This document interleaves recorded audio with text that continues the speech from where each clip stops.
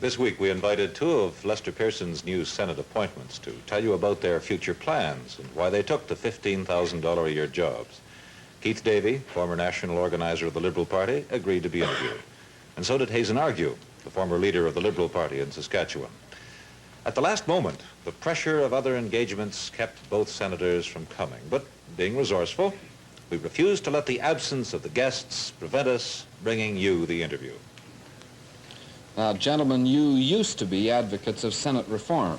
We were, but that was before it was reformed. What do you reformed? When was it reformed? Last week, when we were appointed.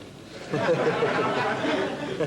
Mr. Argue, when you belong to another party, you said in the House a few years ago, the best reform that can be brought about is the abolition of the other place. I see. When I said that, the other place was another place. But you also said at one time, when it was planned to raise the salaries of senators, you said $6,000 is reasonable remuneration for the kind of work a senator does. Now, the salary is $12,000, and there's an additional $3,000 tax-free. What do you say to that? Hallelujah! Mr. Argue, sir, at the same time you said the Senate was sometimes called an old man's home. Surely, sir, you've been more than a little inconsistent. I don't see why. I still say it's a wonderful place to grow old in. Well, then, sir, you've given up the idea that it ought to be abolished. At least until I'm 75. And what do you foresee happening when you're 75? Oh, I'll take my $8,000 a year pension, retire to a little place in the country, and write a book. Write a book? On Senate reform. Oh, good. Mr. Davey, at 39, you'll be the youngest senator, I suppose. Youngest, yes. They won't even give you a shave in the Senate barber shop until you're 45. Then, sir, you anticipate having to make a lot of adjustments to fit in. Yes, I'm starting to use a hair rinse to wash the gray in.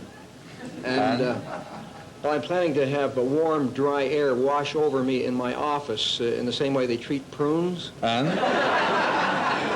what else? Plan to worry a lot. Well, what have you got to worry about that now you're no longer over at Liberal headquarters? Well, that's one of my worries. Mr. Davey, Senator, sir, you've been known as the champion of the new politics. What on earth, sir, does that mean?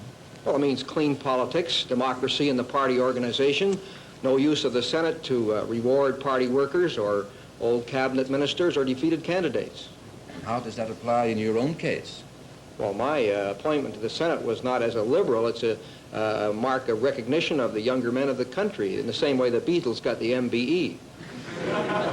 But, look, how do you account for the fact that out of 10 recent appointments to the Senate, 9 are either former party workers or defeated candidates? 9 out of 10. That's it. Yeah. Well, surely you've got to allow the Prime Minister one mistake.